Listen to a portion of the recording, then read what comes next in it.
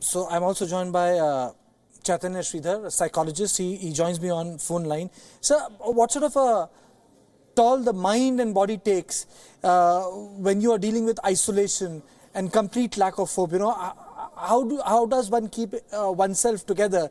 And please explain this to our viewers in the context of children who were there in complete isolation for 10 days. Yeah, hi. So firstly, I'm Dr. Chaitanya Sridhar. I'm a female. What I'd want to bring to notice here is 10 days in isolation is difficult for anyone, and we're talking of youth over here. Also trapped in a cave, which is very much different from the normal circumstances that we would live in. So the toll which is going to take is very much dependent on what has transpired in this couple of days. One good thing is it's been a group which has been together, and it's not one or two individuals stuck at different places isolated by themselves. What has transpired there, how they've come together as a team is going to be essential. Also, how we support, how these kids are going to be supported, including the coach, after they come out is going to play a huge role. But what we can normally expect is, to some amount, mood swings. There might be emotional numbness, there might be withdrawal, not wanting to talk about it. So the families and the support system will again play a huge role. And that would determine the context of what extent is this going to become. Is this going to become a post-traumatic stress disorder for the rest of their life? Or are they going to be given enough support and to, move on, is what I'd have to say. So are you saying you're not ruling out the possibility of a post-traumatic stress disorder?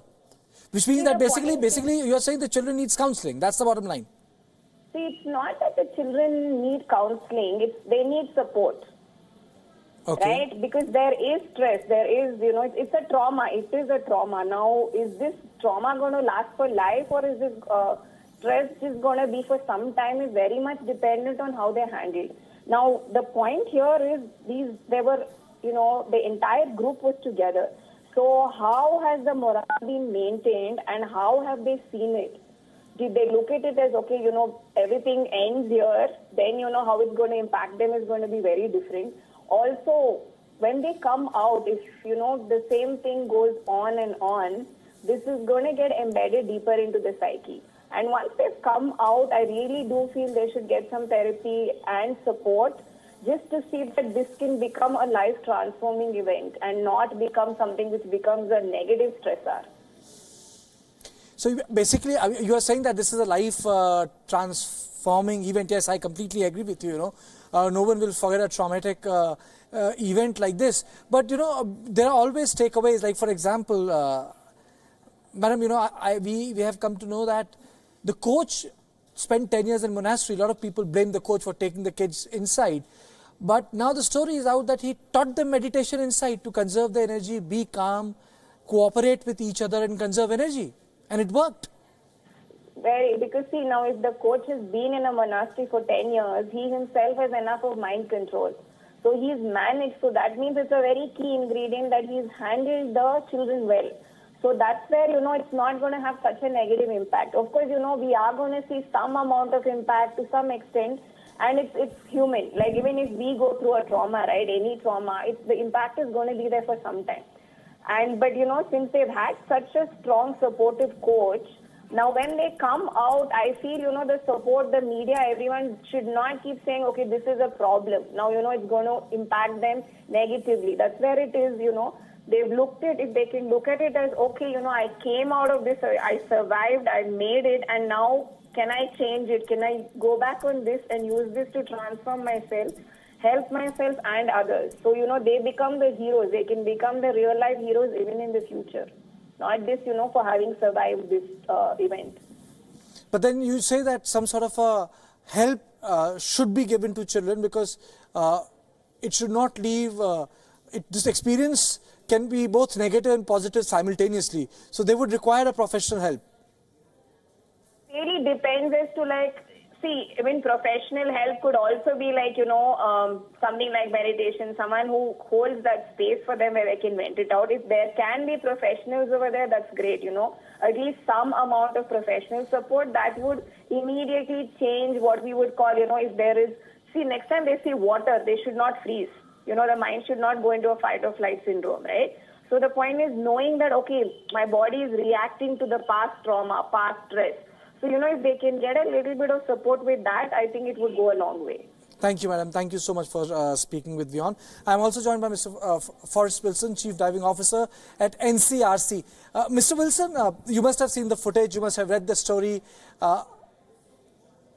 In your experience, the sort of operation they did, how do you describe it? Well, it's a very difficult operation. They're a long way into the cave.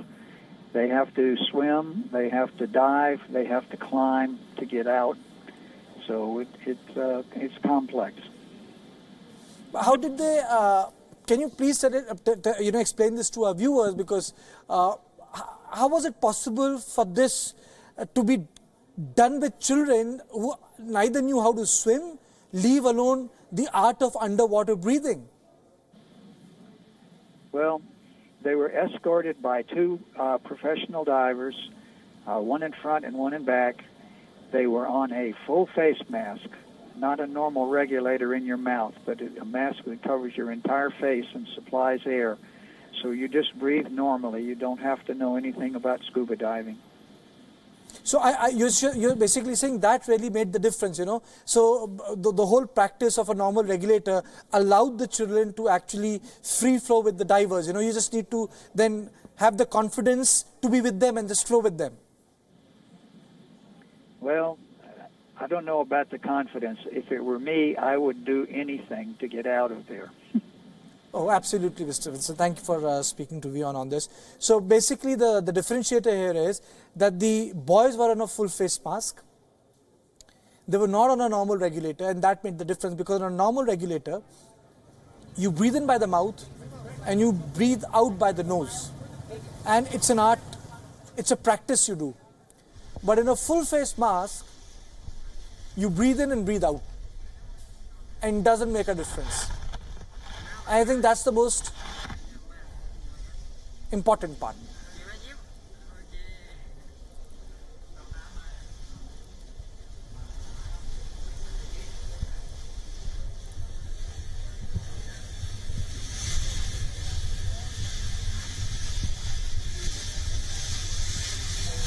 And these are the live visuals which are coming from hospital and at the excavation site, primarily the mouth of the cave, but I think that's all over from there. All eyes today rest at this,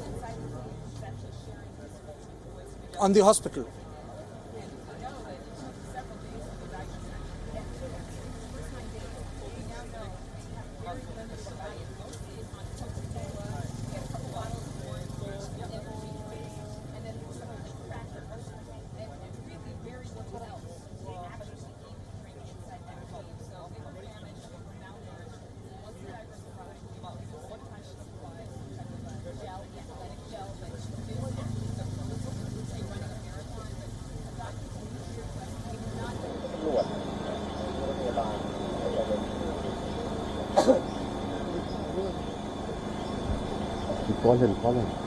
Call him.